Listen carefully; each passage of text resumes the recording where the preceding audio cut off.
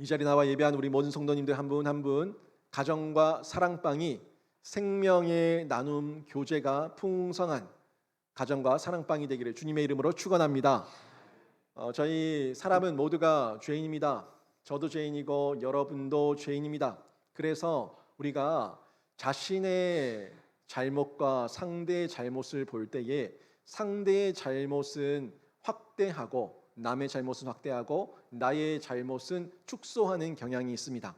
상대가 뭔가 잘못을 하면은 하나를 보면 열을 한다라고 얘기하면서 그 사람의 인생 전체를 단정지어서 정죄하려고 하는 그런 나쁜 모습을 볼 때가 있습니다.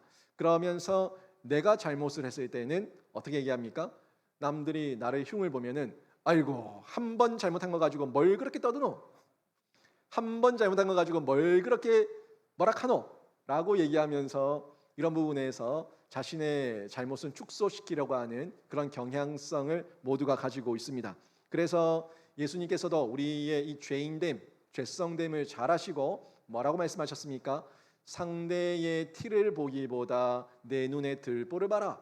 네 눈 속에 있는 들보를 봐라. 상대에게 있는 그 티를 보지 말고 네 눈 속에 있는 박혀 있는 전봇대를 보고 네 눈 속에 박혀 있는 통나무를 봐라 하는 이런 말씀을 전달하지 않았습니까? 신자는요 이런 면에서 늘 점검해야 될 부분이 우리의 죄성을 인정하고 죄성을 인정하면서 부족함을 인정하면서 사람과 사람이 만나야 되는 겁니다. 나도 부족한 면이 있는 것처럼 저 사람도 부족한 면이 있다 하는 걸 서로가 인정하면서 만날 때에 그때 유연한 관계가 이루어지게 되는 거예요. 유연한 인간관계가 만들어지게 되는 겁니다. 이걸 인정하지 않다 보니까 사람은 정죄하고 비난하고 판단하는 거죠. 그리고 나의 잘못은 뭐가 그렇게 큰데? 라고 얘기하면서 축소시키는 경향이 있는데 성경이 이런 부분을 너무나 잘 알고 있기 때문에 예수님이 너무나 잘 알고 있기 때문에 상대의 티를 보기보다 네 눈 속에 들보를 보라는 말씀을 전했는데 이 말씀을 또 받을 때에도 악용하는 경우들이 많이 있어요. 성경이 뭐라고 얘기하노? 성경이 뭐라고 얘기하노? 목사님이 뭐라고 얘기하대? 자기 눈 속에 들보를 보라고 안 하더나? 왜 내한테 뭐라 하는데? 라고 얘기하면서 남을 비난할 때가 많이 있습니다. 여러분 말씀 들을 때 늘 하나님의 말씀을 나에게 주시는 적용으로 만들고 하고 계십니까? 그 말씀을 들을 때 이 말씀 그 집사님 들어야 되는데 이 말씀 그 권사님 들어야 되는데 이 말씀 우리 남편이 들어야 되고 우리 아내가 들어야 되고 내 아이가 들어야 되는데 하는 마음 들 때 있지 않습니까? 이 말씀을 들을 때 내 말씀으로 들어야 되는데 이 말씀이 그 사람이 들어야 되는데 라고 생각하면서 상대를 정죄하는 말씀으로 악용하려는 경우가 있다는 거예요. 여러분 하나님 말씀은요 언제나 자신의 죄를 보고 자신을 돌이켜서 하나님 말씀 속으로 들어가게 하는 말씀이어야 합니다. 이게 우리에게 적용될 때에 우리가 힘이 되고 능력이 되고 우리 삶 가운데 변화가 일어나게 되는 겁니다. 교제 중에도 마찬가지입니다. 우리 사랑방을 만들고 가정을 만들어서 그 작은 소그룹을 통해 가지고 교제가 일어나게 되는데 부모는 아이를 비난하고 아이는 부모를 비난하면 그 사랑은 유연한 아름다운 교제, 아름다운 가정이 되지 못합니다. 사랑방이 모였을 때도 순장과 순원들 모두가 연약함을 인정하면서 서로가 서로를 위로해주고 격려해주고 부족함을 인정하게 될 때에 그 사랑방이 아름다운 사랑방, 진짜 위로와 격려와 도움과 나눔이 있는 사랑방이 되는 거예요. 그 사랑방 나눔을 할 때에 그 사랑방 순원들이 또 순장이 뭐 이렇게 저렇게 자신의 허물을 얘기하면서 기도 제목을 얘기할 때 순원이 생각하기는 어머 순장이 저런 모습을 가지고 있네, 덕이 안 되네, 배울 게 하나도 없네 라고 여기면 안 된다는 거예요. 또 순원이 자기의 마음을 고백했을 때 순장이 듣고 등짝 때리면서 그 봐라 내가 하나님 말씀 안 들을 때 네 그럴 줄 알았다 라고 얘기하면서 정죄해버리면은 그러면 그 사랑방 박살납니다. 그 사랑방 다음부터 나눔하겠습니까? 자신의 죄와 허물을 고백하면서 서로가 하나님의 사랑으로 덮어주는 이런 교제가 일어나겠어요? 눈치 봐요. 자기 입 열지 않습니다. 말하지 않습니다. 아무 얘기도 안 하는 겁니다. 아이가 얘기할 때도 부모에게 말할 때도 부모가 아이에게 말할 때도 서로가 그런 면에서 연약함 인정해 줄 때 아이는 더욱 엄마 아빠를 의지하게 되고 부모도 아이를 더욱더 사랑하게 되면서 보듬어 주게 되는 이런 아름다운 교제가 일어나게 되는데 이게 사랑의 교제라는 겁니다. 하나님의 말씀의 빛이 나를 비췄을 때 이게 반사돼서 온전하게 드러나면서 그때 아름다운 공동체의 교제가 일어나게 된다는 거죠. 요한일서 강해를 제가 오늘부터 시작을 하는데 이 요한일서 강의 핵심 주제가 뭐겠습니까? 핵심 주제는 사랑의 교제입니다. 이 사랑의 교제가 요한일서의 핵심 주제예요. 사랑의 교제만 제대로 되면은 소그룹이 살거든요. 가정이 살거든요. 사랑방이 살거든요. 가정이 살면 교회가 살아요. 사랑방이 살면 교회가 살아요. 그 모든 작은 그룹들이 살아나면은 교회 전체 대그룹이 살아나는 이런 역사가 나타나기 때문에 너무너무 중요한데 이 사도 요한이 요한 1서, 2서, 3서 세 개의 편지를 썼는데 그 편지 가운데 요한 2서, 3서는 굉장히 짧아요. 장도 없습니다. 그냥 요한 1서 한 개가 다예요. 요한 3서 한 개가 다예요. 그래서 장도 없이 요한 1서 몇 절 뭐 이렇게 볼 수도 있는데 그런데 요한 1서는 거기에 비해 가지고 조금 긴 편지를 기록하고 있습니다. 5장까지 요한 1서가 쭉 기록되어 있는 것을 볼 수가 있는데 요한이 이 사랑의 교제에 대해서 기록했다는 얘기예요. 그런데 요한이 예수님 당시에 사도니까 예수님과 함께 있었는데 예수님께 이름을 받았어요. 별명을 받았어요. 그 별명이 뭐였습니까? 이 사도 요한의 별명 우레의 아들 아닙니까? 우레의 아들. 이 별명만 봐도 우리가 바로 느낌이 오는 것처럼 요한은 성격이 급했습니다. 성격이 강하고 폭력적이었습니다. 그래서 예수님께서 요한의 그 급한 성격을 잘 아시고 우레의 아들이라는 별명을 지어 주셨죠. 그런데 지금 예수님이 이제 승천하신 이후에 사도로 살아오면서 요한 1서를 기록하고 있는 이때는 뭐 요한이 굉장히 많은 나이가 들어 있을 때로 보여지는데 청년 때는 우레의 아들이었던 이 요한이 지금 요한 1서를 기록하고 있는 이때는 사랑의 사도, 인자와 자비와 이 온유함이 풍성한 사랑의 사도로 성숙해 있었다는 것을 확인할 수가 있습니다. 요한 1서가 기록된 때가 대략적으로 AD 90년 정도로 보고 있어요. AD 90년이면 정도로 보는 이유가 이 요한 1서에는 그 기독교 박해, 교회 박해에 대해서는 전혀 언급을 하지 않고 있어요. 교회 박해가 굉장하게 일어났던 95년, AD 95년 도미티안 황제에 의해서 박해가 엄청나게 일어나게 됐는데 그 전에 요한 사도가 이 편지를 기록한 것으로 학자들이 추측을 하고 있는데 아무튼 90년이라고 해도 청년 요한이 아니라 이 할아버지 요한이 돼 있는 그때인데 굉장한 시간이 많이 지났고 또 그때는 우레의 아들이 아니라 사랑의 사도로 성장해 있었다는 것을 볼 수가 있습니다. 그러면서 요한일서를 통해 가지고 요한이 전달하고 있는 건 사귐이에요. 이 사귐을 강조해서 얘기하고 있는데 사귐은 교제입니다. 이 교제를 전달하고 있는데 1장에서 빛 가운데 사귐, 빛 가운데 교제 이것을 전달하고 있는데 여러분 빛 가운데 사귄다는 게 어떤 거겠습니까? 빛 가운데 교제한다는 게 어떤 거겠습니까? 이 교제와 사귐을 정확하게 알기 위해서는 교제의 본질을 먼저 파악해 보셔야 되는데 교제의 본질은요 생명입니다. 생명의 체험이 있을 때 이 교제가 바로 일어나게 되는데 그래서 요한이 생명 체험을 굉장히 강조하고 있는 것을 볼 수가 있습니다. 1절부터 4절까지 아주 눈썰미 있게 보신 분들은 여기서 체험에 대한 생명의 본질, 이 생명에 대해서 강조하고 있다는 것을 볼 수가 있는데 교제는 실제 하나님 안에서 말씀 안에서의 교제는 생명의 나눔이거든요. 이 생명이 나눌 때에 진짜 우리 영혼의 생명이 살아나는 이런 역사가 일어나게 되는 겁니다.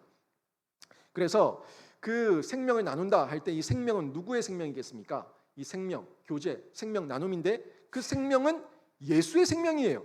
예수의 생명을 나눌 때 진짜 살리는 역사가 일어나게 되는데 여기서 말씀이라는 것을 전달하고 있죠. 1절에 보니까 뭐라고 얘기합니까? 태초부터 있는 생명의 말씀이라고 얘기하고 있는데 태초부터 있는 생명의 말씀에 관하여는 하는 이 말씀이 요한이 가지고 있던 생명의 본질이에요. 이 본질이에요. 그래서 이 말씀은 우리가 잘 알고 있는 로고스라고 하는 본질인데 이 로고스를 요한이 요한복음을 기록할 때에 요한복음 1장 1절에서 이 말씀을 그대로 얘기하고 있지 않습니까? 그 포문 1장 1절에서 요한 1서도 말씀으로 시작하고 있고 요한복음 1장 1절도 말씀으로 시작하고 있는 걸 저희가 눈여겨볼 수 있지 않습니까? 1장 1절에 다 암송하시는 분도 있을 건데 보십시오. 요한복음 1장 1절에 보니까 뭐라고 말씀하고 있습니까? 태초에 말씀이 계시니라. 이 말씀이 하나님과 함께 계셨으니 이 말씀은 곧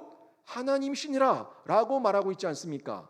여기에 이 말씀이 요한 1서 1장 1절의 말씀과 동일한 말씀 로고스예요.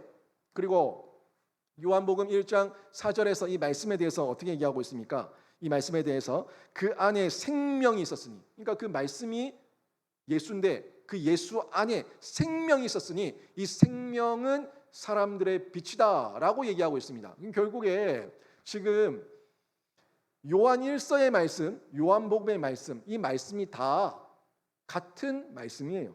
똑같은 로고스예요.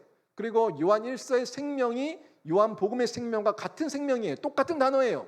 똑같은 말씀과 똑같은 생명을 전달하고 있는데 이걸 연결해서 다시 한번 저희가 정리하게 되면 성경을 성경으로 풀어서 성경을 성경으로 정리하게 되면은 어떻게 풀어지냐면 말씀은 같은 말씀이고 같은 생명인데 생명의 원천입니다. 모든 생명의 원천이고 이 모든 생명이 로고스, 이 로고스에 의해서 창조가 되었고 이 로고스가 예수 그리스도고 예수 그리스도가 하나님이다 라고 요한 1서와 요한 복음을 통해 가지고 쭉 연결이 되는 거예요. 제 말이 아니고 성경에서 성경을 그대로 풀면은 성경에서 이렇게 얘기하고 있다는 겁니다.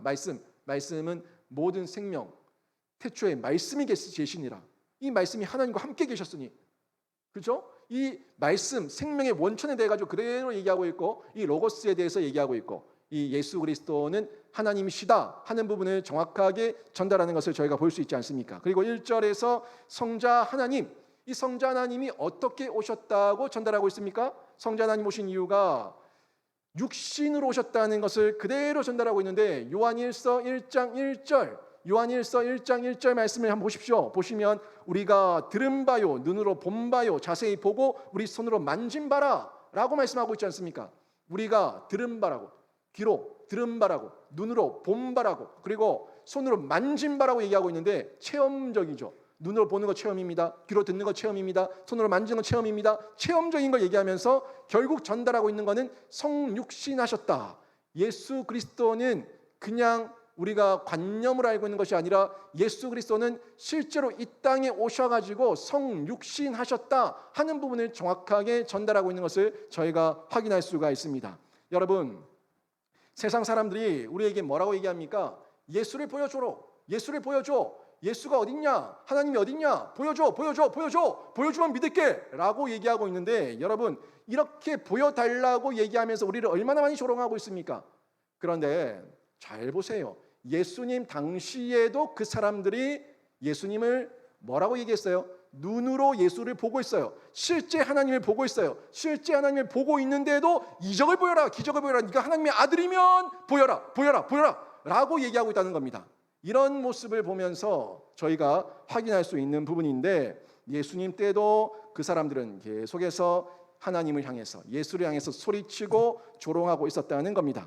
오늘 본문의 요한이 이 부분에서 실제다, 사실이다, 체험이다 하는 부분을 강조하고 있는 부분이 뭡니까? 내가 들었다, 내가 봤다, 내가 손으로 만졌다, 들었다 봤다 만졌다. 이거는 생명, 내가 예수를 실제로 만나서 경험하고 체험했던 그 생명 체험을 강조하고 있다는 것을 확인할 수 있지 않습니까? 오늘 이 내용을 통해 가지고 우리가 확인할 수 있는 부분은 우리도 요한과는 조금 다르지만 이 사도 요한과는 조금 다르지만 우리가 똑같은 사귐과 교제 가운데 있어서 동일한 예수 그리스도를 경험하고 체험하고 그 교제 말씀으로 나누고 말씀으로 흘려보낼 수 있는 이 통로가 충분히 우리에게 전해져 있다는 것을 볼 수가 있습니다. 그래서 요한은 지금 이 부분에서 사귐, 교제에 대해서 얘기하면서 생명의 말씀으로 포문을 열고 있는 겁니다. 그리고 우리 교회와 가정의 교제가 살아나야 되는데 이 교제가 살기 위해서는 결국 다른 방법이 아니라 하나님의 말씀이에요. 말씀이 우리 안에 있어야지 살아나는 거예요. 세상 사람들의 말이 많으면 공허합니다. 세상 사람들의 말이 많으면 우리가 서로 마음이 상합니다.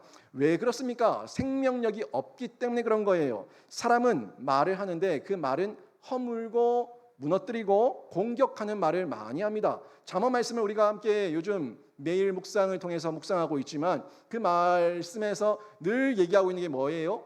계속 얘기하고 있는 게 말이 많으면 허물이 많다. 입에 파수꾼을 세워라. 우리의 말에 하나님의 지혜와 총명이 있어야 된다 하는 부분을 너무너무 강조해서 전달하고 있지 않습니까? 왜 그렇습니까? 우리 말에는 파괴력이 있기 때문에 그래요. 사람을 허물고 무너뜨리는 그런 파괴력이 있기 때문에 그렇습니다. 우리 사랑방과 가정의 소그룹이 살기 위해서는요. 그래서 사람 말이 아니라 생명의 말씀이 시작되고 생명의 말씀이 많아지면은 그 사랑방은 교제의 본질을 회복했기 때문에 교제가 풍성하게 되는 거예요. 교제가 아름답게 되는 거예요. 교제가 충만하게 보여지고 또 가족들, 구성원들 한 명 한 명이 체험한 말씀, 그 빛을 체험한 거를 전달하고 있으니까 그 체험을 전달하는데 능력이 나타나는 거예요. 능력이. 지금 사도 요한이 이 생명 체험에 대해 가지고 강조하는 이유가 있어요.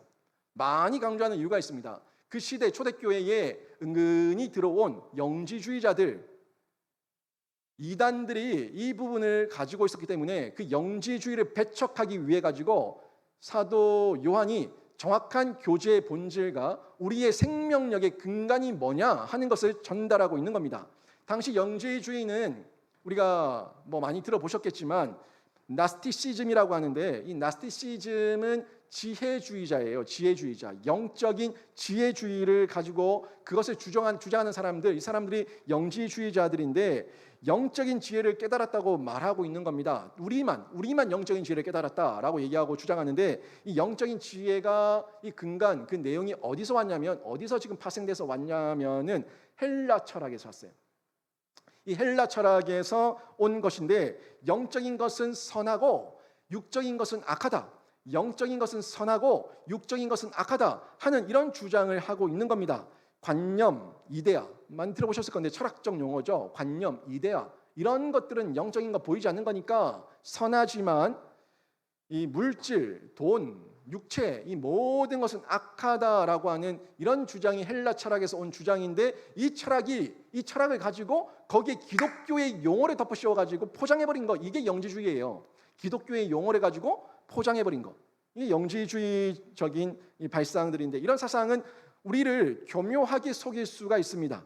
그래서 가령 예배를 드리는 영적인 것, 이 주일에 와서 예배를 드리는 것 이런 것들은 선하고 그리고 돈 버는 것 그리고 평일에 나가서 우리가 직장에서 일하는 것 이런 것들은 악한 거다. 육적으로 일하는 거니까 악한 거다라고 얘기하고 있는데 정말 그렇습니까? 정말 그렇습니까? 우리가 세상에서 소금과 빛의 사명을 감당하면서 세상에서 살아가는 그 모든 일들이 다 악합니까? 그렇지 않습니다. 절대 그렇지 않습니다. 하나님은 천지 만물을 창조하시고 영도 만드셨지만 육도 만드셨다고요. 모든 것들을 하나님께서 6일 동안 만드시고 나서 육적인 이 세상 천지 만물을 만드시고 나서 하나님께서 뭐라고 말씀하셨어요? 보시기 좋았더라라고 얘기하고 있습니다. 보시기 좋았더라고 얘기했고 인간도 육체를 만들고 그들에게 생기를 불어넣으셔서 생명이 되게 하신 이후에 그들을 보고도 보시기 좋았다고 말씀하셨습니다. 악한 건 언제부터입니까? 언제부터 악한 겁니까? 육 자체가 악한 것이 아니라 영육, 전인 모든 것이 하나님께서 만드신 건데 성령의 지배를 벗어날 때 영의 지배를 벗어날 때 하나님의 영의 육체, 그 하나님의 영의 지배를 벗어난 육이 되었을 때 그때 악한 게 되는 겁니다.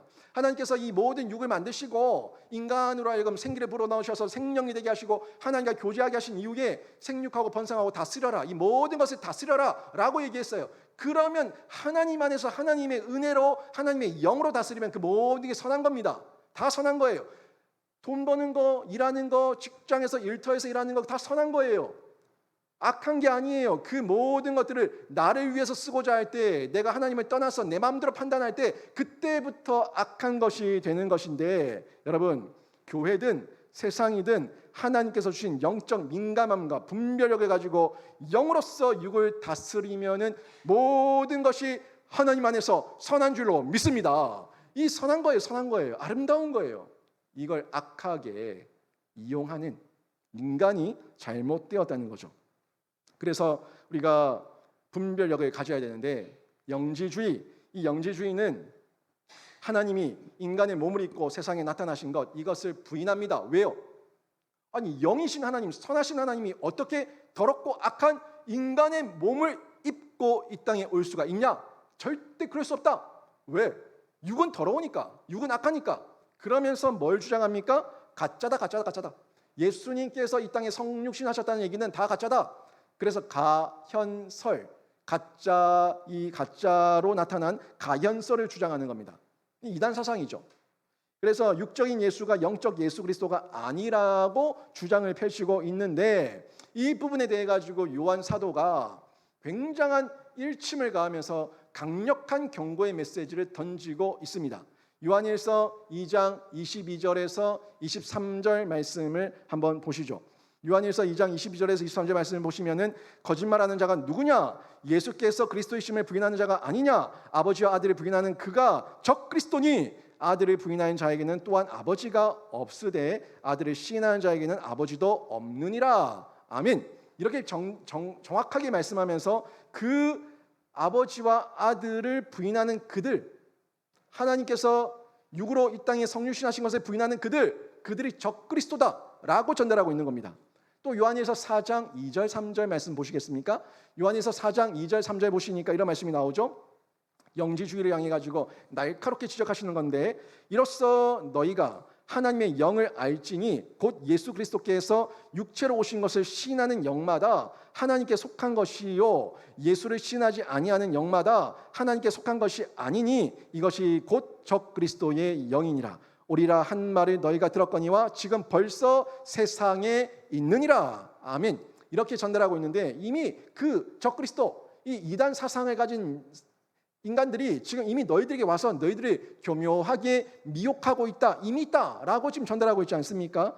예수 그리스도께서 그리스도 육체로 오신 것, 예수님께서 육체로 오신 것을 시인하는 영은 성령이지만 예수님께서 육체로 오신 것을 시인하지 않는 영은 악령이다 라고 지금 성경이 정확하게 전달하는 것을 볼 수가 있지 않습니까? 그것도 뭐라고 얘기해? 적 그리스도의 영이다. 적 그리스도의 영이다. 이렇게 전달하고 있지 않습니까? 그래서 사도 요한은요, 영지주의 가연설 이단이 적 그리스도의 영에게 유혹된 것이기 때문에 이렇게 날카로운 경고를 하면서 성자 하나님은 생명의 말씀으로 분명하게 오셨고 자신이 그것을 들었다, 봤다, 만졌다, 들었다, 봤다, 만졌다, 너무너무 강조해서 지금 전달하고 있는 것을 요한일서 오늘 본문 말씀을 통해 가지고 확인할 수가 있는 겁니다. 그리고 이것을 정확하게 안 증인이, 정확하게 알고 있는 성도가 이 생명, 그죠? 예수의 생명이 내 안에 있으니까 이 생명을 나누는 실천을 하게 되는데, 이 나눔의 실천, 이게 교제의 본질이다 하는 부분을 전달하고 있는 거죠. 영지주의에 대한 논박과 함께 진짜 생명의 하나님의 말씀을 나누는 것이 생명 나눔이고 교제라고 강조하고 있는데, 3절 4절 말씀도 보십시오. 보시면 우리가 보고 또 봤다고 얘기하죠. 듣고 들은 바 너희에게 전함은 너희로 하여금 우리와 사귐이 있게 하려 함이니 우리의 사귐은 아버지와 그의 아들 예수 그리스도와 더불어 누림이라. 우리가 이것을 쓰면 우리의 기쁨이 충만하게 하려 함이라. 아멘. 지금 내가 듣고 보고 만지고 한 이 체험된 말씀을 내게 전달하는 이유는 더욱더 풍성하게 누리기 위함이다. 이 생명을 나누기 위함이다 라고 전달하고 있는데, 여러분 이 3절 4절 말씀의 중요한 단어 네 가지를 한번 보십시오. 이 생명의 말씀을 전달하기 위해서 체험할 수 있는 방법을 제시하고 있는데 뭐예요? 먼저 보시면 우리가 보고 들은 바를 너에게 전함은 나오죠? 전함은 여기 한번 눈여겨보시고 동그라미 치시고, 그리고 너희로 하여금 우리와 사귐이, 이 사귐도 중요하게 보시고 동그라미 쳐보시고, 또 그 다음에 우리의 사귐은 아버지와 그의 아들 예수 그리스도와 더불어 누림이라 얘기하고 있어요. 또 그 다음에 우리의 기쁨이 충만하게 하려 함이라, 기쁨이라고 얘기하고 있습니다. 이 네 가지 단어가 굉장히 중요합니다. 이 네 가지 단어를 통해 가지고 우리는 직접 예수 그리스도를 귀로 듣고 눈으로 보고 손으로 만질 수는 없지만 이 부분을 우리 모두가 함께 공유할 수 있다는 부분을 전달하고 있는 겁니다.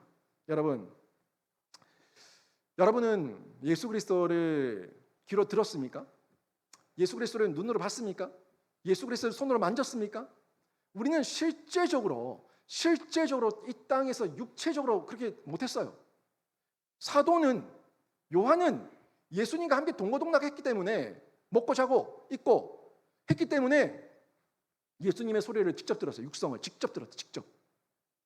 예수님을 직접 눈으로 봤어요. 예수님을 직접 만졌어요. 예수님께 기대가지고 밥도 먹어봤어요. 그 사람이 사도 요한입니다. 이 사도 요한은 이게 실제적인 체험이기 때문에 이걸 전달하면서 증언하고 있는데, 그럼 우리 이 2000년 후에 살고 있는 우리는 지금 예수님이 안 보이는데, 예수님이 내 육체적으로 눈에 없는데 어떻게 듣고 어떻게 보고 어떻게 만지냐고요. 그런데 직접 듣고 보고 만지지 못했지만 우리는 어떻게 얘기합니까? 예수 그리스도를 믿습니다. 예수 그리스도를 믿습니다 라고 인정하고 아멘이라고 얘기하고 있지 않습니까? 이게 체험이라고요. 체험. 또 다른 체험이라고. 요한과는 다르지만 요한과는 다른 체험을 통해서 우리는 얼마든지 증인된 삶을 살아낼 수가 있다는 겁니다. 여러분, 이 부분 제가 정리합니다. 저는 예수 그리스도를 직접적으로 만나서 예수님의 소리를 듣지 못했습니다. 저는 예수 그리스도를 직접적으로 눈으로 보지 못했습니다. 저는 직접적으로 예수님을 손으로 만지지 못했습니다. 그렇지만 저는 예수님께서 성육신하신 하나님의 아들이심을 100% 하나님이심을 믿고 100% 인간이심을 믿습니다. 이게 제 신앙 고백이에요. 그죠? 제 신앙 고백이에요. 저 못 만졌어요? 못 봤어요? 못 들었어요. 그런데 저는 100% 하나님이시고 100% 인간이신 것을 믿습니다 하는 신앙 고백을 한다고요. 그리고 저는 예수 그리스도께서 저의 모든 죄를 해결하시기 위해서 피 흘려 십자가에서 죽으시고, 그리고 그 모든 죄를 해결하신 이후에 우리에게, 나에게 예수 그리스도 성자 하나님의 의를 전가시켜 주시기 위해서 3일 만에 부활하신 것을 철저하게 믿습니다. 이게 제 신앙 고백이에요. 저는 하나님이 100% 하나님, 100% 인간이신 것을 믿고 하나님께서 나의 죄를 대신해서 죽으시고 부활하신 것을 믿어요. 제 신앙 고백이에요. 그럼 제가 여러분에게 묻습니다. 여러분도 예수 그리스도를 직접 귀로 듣고 직접 눈으로 보고 직접 손으로 만지지 못했지만 어떻습니까? 묻습니다. 여러분은 여러분의 죄를 해결하시기 위해서 예수 그리스도께서 십자가에 피 흘려 죽으신 것을 믿습니까? 여러분은 예수 그리스도께서 성자 하나님의 그 모든 의를 여러분에게 전가시켜 주시기 위해 가지고 다시 죽으시고 3일 만에 부활하신 것을 믿습니까? 이게 우리 신앙 고백이라고요. 신앙 고백이라고요. 안 봤어요? 안 만졌어요? 안 들었어요?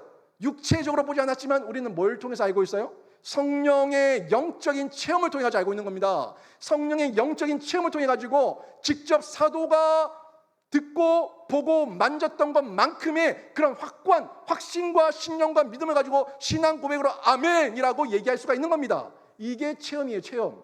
이게 체험이 아니면 뭡니까? 체험이기 때문에 우리는 증언할 수 있는 거예요. 체험이기 때문에 자랑할 수 있는 거예요. 체험이기 때문에 나눌 수가 있는 거예요. 체험이기 때문에 전달할 수가 있고 공유할 수 있고 향유할 수 있는 겁니다. 이게 예수의 생명이라고요. 바로 내가 누린 이 생명의 복음을 전하는 것이 생명의 말씀을 나누는 것인데, 이 사실을 교우들과 주변 형제 자매들과 나누는 것이 생명의 교제라고 요한은 전달하고 있는 거예요. 다만 방식이 다른 거예요. 방식과 그 시대가 다른 거예요. 요한은 그 시대를 산 특별한 하나님의 선택을 받은 사도였기 때문에 성령께서도 만져주셨지만 육체적으로도 이 부분에 더더욱 확실하게 전달하고 있는 뿐이고, 우리는 육체적으로는 왜 2000년이 지났으니까 못 만났지만은 그래도 이 역사를 통해 가지고 육으로 전달되어진 이 많은 증언들과 증인들과 증언을 통해 가지고 성령을 통해 조명되니까 이 체험을 전달하지 않을 수가 없는 겁니다. 이게 확신, 믿음의 확신, 신앙의 확신이고 믿음이에요. 이 모든 부분들을 생명의 교제라고 얘기하는 건데, 이걸 도식으로 정리하게 되면 이렇게 되는 거예요. 비결이에요. 비결. 생명. 이 생명이 나에게 오면은 생명을 전합니다. 전하게 되면은 생명을 나누면서 그들과 사귀게 되는 거예요. 사귀면서 누리게 되는 거예요. 함께 누리게 되는 거예요. 누리면서 함께 기뻐하게 되는 겁니다. 여러분, 이 음식을 갖다가 막 차려놨어요. 혼자 있고 진수성찬을 차려놨어요. 맛이 얼마나 있겠습니까? 맛없어요. 같이 먹어야 맛있어요. 함께 나눠야 맛있어요. 함께 먹고 마시고 할 때에 그때가 기쁨의 잔치가 되는 겁니다. 그래서 사도는 이 생명의 은혜, 복음, 빛을 혼자 가질 수가 없다. 이걸 가지면 전하게 되고 사귀게 되고 누리게 되고 기쁨을 함께 공유하게 된다 하는 부분을 전달하고 있는 거죠. 이 부분을 좀 정리해서 얘기하면 복음을 가지게 되면 선포하게 됩니다. 복음을 가지게 되면 공유하게 됩니다. 복음을 가지게 되면 향유하게 됩니다. 이게 복음이 우리 안에 있는 역사고 능력인 겁니다. 우리가 복음을 가지게 되면요, 반드시 전합니다. 이 선포예요. 선포. 반드시 전합니다. 선포예요. 그리고 반드시 나눕니다. 공유예요. 그리고 복음을 나누고 함께 누릴 때에 누리는 것이 향유예요. 향유. 함께 향유하는 거예요. 즐거워하는 거예요. 이런 기쁨을 누리게 될 때에 그곳에 풍성함이 있다는 거죠. 생명의 풍성함이 있다는 겁니다. 아무리 진수성찬을 차려놔도 혼자서 먹으면 맛없어요. 함께 나누며 함께 먹고 마셔야지 그때 기쁨이 있는 겁니다. 생명의 말씀이에요. 말씀. 이 말씀을 그렇게 나누지 않으면 공허한 거예요. 어떤 분이 그러더라고요. 개그맨 같이 잘 웃기는 한 목사님이 오셔가지고 부흥사로 오셔가지고 웃기고 울리고 들었다 놨다 실컷 해서 눈물이 쭉쭉 나고 배꼽이 빠질 것 같고 그렇게 깔깔깔 웃다가 1시간 2시간 시간 보내고 집에 왔더니 공허하더라 라고 얘기하는 거예요. 그때는 웃겼는데 그때는 재밌었는데 집에 와서 보니까 그래서 어쩌라고 말씀이 뭐가 남았지? 아무것도 없는 거예요. 그냥 헌금 많이 하면 복 받는다. 이게 끝이야. 여러분, 이거는 예수의 생명이 아닙니다. 말씀이 아닙니다. 빛이 아닙니다. 여러분, 말씀은요, 내 삶에 적용이 있어요. 내 삶에 변화가 있어요. 내 삶에 놀라운 확신이 있어요. 맛있는 톱밥. 그 톱밥을 꿀을 발라놨는지 설탕을 발라놨는지 열심히 씹을 때는 맛있었는데 아무런 영양분이 없어요. 다 뱉어요. 아무런 도움이 없습니다.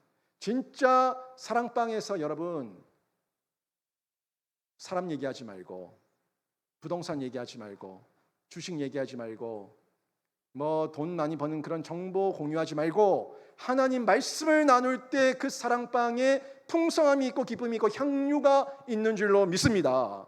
여러분 사랑방 지금까지 많이 오셨겠지만 이제 제가 사랑방의 틀을 만들 겁니다. 사랑방의 교제의 제목과 나눔의 거리들을 다 드릴 겁니다.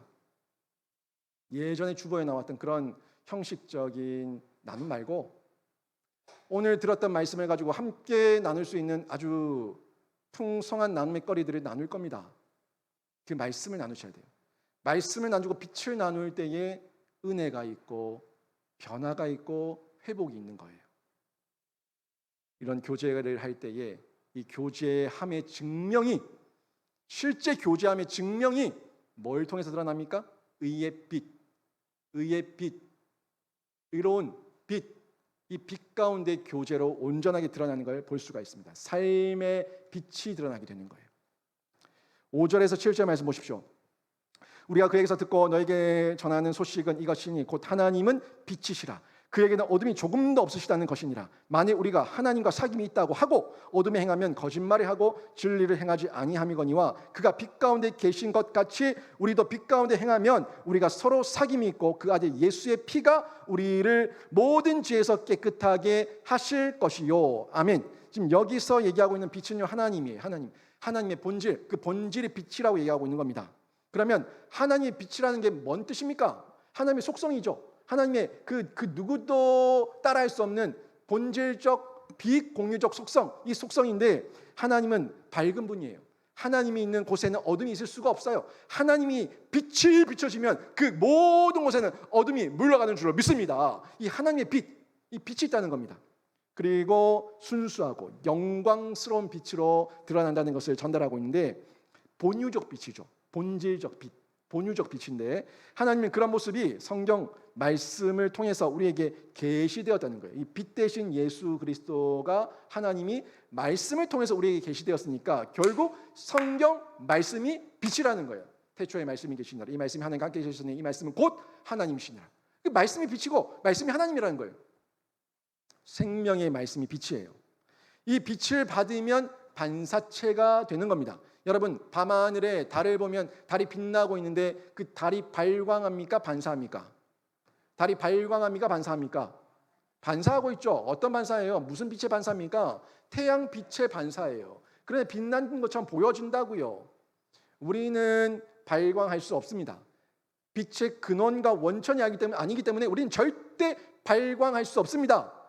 발광하려고 하면 정말 발광합니다. 미치는 거예요. 우리는 발광할 수 없습니다. 우리는 반사체예요, 반사체. 예수의 빛을 그대로 전달하는 겁니다. 빛을 바르면 반사체로 살게 되는데 수직적으로, 수평적으로, 수직적 하나님과의 관계가 열려지게 되고 수평적 이웃과의 관계가 유연하게 아름답게 맺어지게 되는 거예요. 이게 수직적 하나님과의 교제, 수평적 이웃과의 교제로 볼 수가 있습니다. 이 교제를 통해서 어둠에서 떠나게 되는 거죠. 6절 말씀하십시오. 6절 보시면은 우리가 하나님과 사귐이 있다 하고 뭐라고 얘기하고 있어요? 사귐이 있다 하고 어둠에 행하면 그럴 수 없다는 겁니다. 사귐이 있다고 어둠에 행하면 그럴 수 없다는 거예요. 사귐이 있으면 하나님과의 수직적 관계가 맺어지면은 우리 안에서 어둠이 물러간다는 겁니다. 의의 빛을 통해 가지고 어둠이 물러간다는 거예요. 그리고 6절에서 그래 나보고 수직적 하나님과의 교제죠. 7절 그가 빛 가운데 계신 것 같이 우리도 빛 가운데 행하면 우리가 서로 사귐이 있고라고 얘기하고 있는데 우리가 서로 성도들 간에 서로 사귐이 있다는 것은 수평적이에요. 수평적 이웃과의 교제예요. 하나님과의 담이 허물어지니까 하나님의 빛을 바르니까 이 빛을 반사시키면서 이웃과 성도 간의 아름다운 교제가 이루어진다는 것을 전달하고 있는데 생명의 말씀인 빛을 통해 가지고 참된 교제가 이루어지게 되는 겁니다. 중요한 것은 하나님의 자녀는 하나님의 형상을 가졌기 때문에 하나님의 형상을 본질상 가지고 있기 때문에 지속적으로 이 어둠 가운데 있을 수가 없다는 거예요. 빛 가운데 나온다는 거예요. 여러분 우리가 일그러졌어요. 하나님의 형상으로 지원받았는데 일그러졌다고요. 일그러졌어도 우리 안에는 아직까지 남아있는 하나님의 형상이 있는 줄로 믿습니다. 그래서 그 형상도 남아있는 데다가 말씀까지 비춰져 버리니까 말씀의 빛이 들어와 버리니까 우리가 죄를 지을 수는 있지만 그 죄 가운데 머물러 있지는 못한다는 거예요. 지속적으로 오래도록 뛰쳐나온다는 거예요.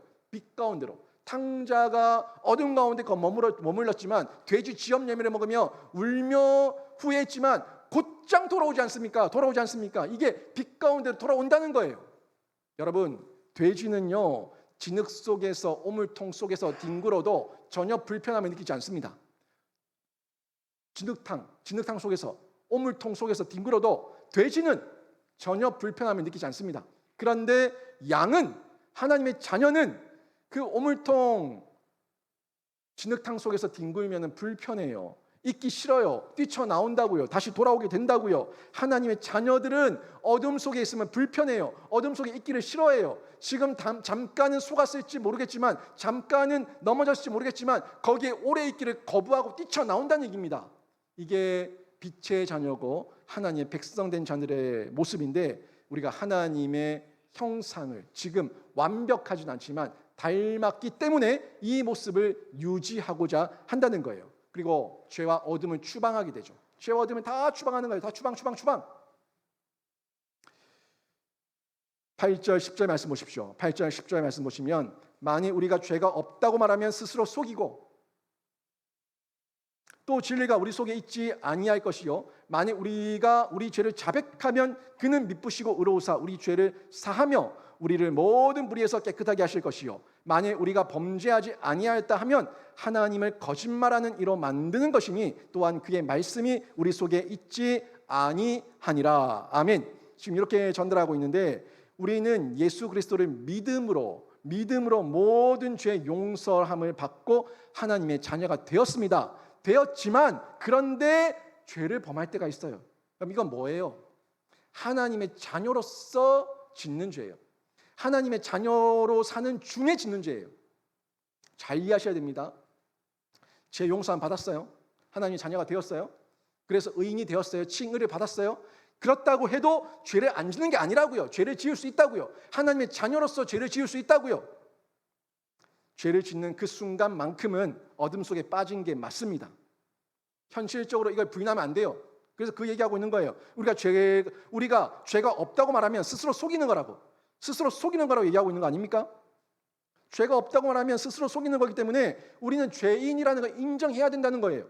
그런데 물론 우리는 예수 그리스도를 통해 가지고 예수님 성자 하나님의 의가 우리에게 전가되었기 때문에 하나님께서 나를 보실 때 죄인으로 보지 않으시고 뭐로 본다고요? 의인으로 보신다고요. 누구 때문에? 예수 때문에. 예수의 그 칭의의 은혜 때문에 나를 죄인으로 보지 않고 의인으로 여겨 주신다고요. 그런데 현실적으로는 죄가 있다고요. 현실적으로는 죄를 짓지만 그래도 예수의 의가 우리에게 전가되었기 때문에 하나님께서 법정 선언을 하실 때는 이 고태를 두들게 되는 죄 없다, 의인이라고 두들겨 주신다는 거예요. 이게 놀라운 은혜입니다. 놀라운 은혜입니다. 그러면 제가 의인인데, 제가 예수 믿었는데, 접속됐는데, 연계됐는데, 하나님의 자녀 되었는데 왜 죄를 짓습니까? 왜 죄를 짓습니까? 이 죄는 뭐냐고요? 말씀드린 대로 하나님의 자녀로 있는 중에 짓는 죄예요. 하나님의 자녀로 있는 중에 죄를 짓지만 그래도 신분상에는 아무런 변화가 없어요. 신분상에서는 하나님의 자녀라는 것은 아무런 변화가 없습니다. 다만 현실적 아직 성화의 과정 중에 있기 때문에 죄에 빠질 수 있다고요. 하지만 죄에 머물기를 거부하고 다시 돌아온다고요. 이게 우리의 성화입니다. 성화. 그리고 내 죄를 인정하고 회개합니다. 제가 부족합니다. 제가 하나님과 늘 연결되기를 원하고 하나님께 접속되기를 원합니다 하는 기도를 하게 되는 거예요. 그리고 또 성화의 길을 또 가게 되는 거죠. 그리고 내가 지었던 죄에 대해서 죄를 가볍게 여기지 않습니다. 뭐 어때? 죄 지으면 어때? 나 구원받았는데. 이런 식의 반성 없는 죄의 구렁텅이에서 빠져나오지 못한 채 머물러 있지 않는다는 거예요. 그리고 구원을 쉽게 여기지 않는다는 겁니다. 십자가 뭐 어때? 예수님이 죽으셨는데. 십자가 뭐 어때? 이런 식으로 십자가 그 구원의 은혜를 무시하지 않는다는 거예요. 가볍게 여기지 않는다는 거예요. 그 십자가 감격 때문에 그 고통과 아픔을 느끼면서 내가 또 죄를 지었지만 하나님의 의와 하나님의 사랑으로 다시금 제가 회복될 줄로 믿습니다 하는 회개의 기도를 드리고 변화된 삶을 살아가는 이런 성화의 길을 걸어가게 된다는 겁니다. 하나님의 사랑을 아니까 늘 죄를 인정하며 감사하며 실제적인 삶의 반응으로 나타나게 된다는 거예요. 이 부분을 사도 바울이 로마서 8장 1절과 38절 39절에서 분명하게 전달하지 않았습니까? 이 말씀 같이 한번 우리 읽어보겠습니다. 같이 읽습니다. 시작. 이제 그리스도 예수 안에 있는 자에게는 결코 정죄함이 없나니 내가 확신하노니 사망이나 생명이나 천사들이나 권세자들이나 현재일이나 장래일이나 능력이나 높음이나 깊음이나 다른 어떤 피조물이라도 우리 주 그리스도 예수 안에 있는 하나님의 사랑에서 끊을 수 없으리라. 아멘. 1장 1절에서 뭐라고 얘기합니까? 결코 정죄함이 없다. 왜? 하나님의 칭의를 받았으니까 법적 선언에서는 절대 정죄함이 없다. 죄인이다 하는 정죄함이 없다는 거예요. 그리고 이 모든 생명은 하나님께서 예수 그리스도를 통해서 주신 거기 때문에 천사들이나 권세자들이나 장래일이나 능력이나 높음이나 깊음이나 어떤 피조물도 그 하나님의 사랑에서 끊을 수 없다라고 정확하게 전달하고 있는 겁니다. 그러니까 이 말씀 정리해서 다시 말씀드리면 너무너무 중요합니다. 너무너무 중요한 게 계속 강조하는 거예요. 칭의 면에서는 우리는 예수의 의로 이미 의인입니다. 신분이에요. 여러분 자녀가 아무리 죄를 지었다 해도 잘못을 했다 해도 그 죄값은 세상적으로 사회적으로 받겠지만 그래도 그 아이가 내 자녀라는 건 변함이 없다고요. 그리고 부모가 할 수만 있다면 그 죄에 대해서 합의를 하고 또 면제할 수 있도록 노력하고 수고한다고요. 신분상의 변화가 없다고요. 칭의. 그런데 성화 면에서는 아직 죄인이에요. 실제상이에요. 육신의 장막을 입고 있으니까 이미와 아직이에요. 이미와 아직. 이미 의인이지만 아직 죄인이에요. 이 부분을 정확하게 저희가 보셔야 되는 건데 이거를 종교개혁자 루터도 정확하게 얘기했죠. 한번 읽어봅시다. 따라해 보세요. 우리는 의인이면서 동시에 죄인이다. 우리는 의인이면서 동시에 죄인이다. 이거예요. 루터가 종교개혁을 일으킬 때 이 사실을 깨닫고 우리는 의인이면서 동시에 죄인이다라고 얘기했는데, 이 핵심 교리 진리, 이 말씀의 진리의 말씀을 속이는 게 이단들입니다. 이단들, 영지주의자들. 그들이 우리의 교제와 나눔의 말씀의 빛을 완전히 들어 놓는 거예요. 그러면서 교제 사랑의 나눔을 해야 되는데 세상 나눔을 하게 만드는 거예요. 뭐라고 얘기합니까? 이 이단들과 가장 비슷한 영지주의와 비슷한 것들이 구원파예요. 구원파 이단이 이런 주장을 하고 있습니다. 우리의 영은 선하기 때문에 영은 죄를 짓지 않는다. 육은 악한 것이기 때문에 육으로 하는 모든 것들은 더럽지만, 그래서 우리는 어차피 이 땅에서 육을 버리고 영으로 올라가면 영은 선하기 때문에, 영은 구원받기 때문에 육으로 하는 모든 음란과 죄와 악이 상관없다. 육으로는 마음껏 살아라. 육으로는 마음대로 살아라. 괜찮다. 영이 구원받았으니까 됐다 라고 얘기하는 게 영지주의라고요. 하나님이 영만 만드셨어요. 영과 육 전인을 만드셨어요. 근데 육은 악하다, 영은 선하다. 육을 입고 있는 중에 영이 짓는 이 모든 죄는 육이 다 감당하고, 영은 떠나버리면은 선한 거니까 육으로 지은 모든 죄는 마음대로 해라. 마음대로. 불륜해도 되고 음란해도 되고 도덕질해도 되고 네 마음대로 살아라 라고 얘기하는 겁니다. 그러면서 구원파들이 뭐라고 얘기합니까? 너희는 어떻게 예수 믿는다고 하면서, 예수의 구원을 믿는다고 하면서 맨날 질질 짜면서 회개하노? 왜 맨날 회개만 하냐? 여기 와라. 우리 교회 와라. 우리 교회는 영원한 구원이다. 영원한 구원이고 영원한 구원의 기쁜 소식밖에 없으니까, 기쁜 소식 교회니까 우리한테 와라. 굿뉴스. 이게 진짜 굿뉴스다. 한 번 회개하면 더 이상 회개할 필요가 없다 라고 얘기하는 거예요. 여러분, 이게 기쁜 소식입니까? 죽을 소식입니다. 죽을 소식이에요. 그런 기쁜 소식 교회 가면 죽을 소식에 죽어요. 아닙니다. 그러면 예수님께서 너희는 이렇게 기도하라 라고 얘기하면서 우리의 죄를 사하여 주옵시고, 예수님이 왜 그 기도를 가르쳐요? 8절에서 뭐라고 얘기합니까? 8절에서도 만일 우리가 죄가 없다고 말하면 스스로 속이고 또 진리가 우리 속에 있지 아니할 것이요, 정확하게 얘기하고 있지 않습니까? 이 우리의 영혼은 영원한 구원이고 육으로 마음대로 살아도 되고 다시는 회개 안 해도 된다. 속이는 거라고요. 정확하게 나와 있죠. 그 속에 진리가 없다고 얘기하고 있죠. 적그리스도라고 얘기하고 있죠. 이런 이단들 가운데 속아 넘어가면은 회개하지 않아요. 자신의 성화에 관심을 가지지 않아요. 그저 칭의에만 죄 용서받았다는 거, 거기에만 집중하면서 방종과 자만과 완전 더럽게 치장하면서 살아가게 되는 겁니다. 신자는요, 의롭다는 칭의를 받은 하나님의 자녀로서 의롭게 살아가는 성화의 과정 중에 있는 겁니다.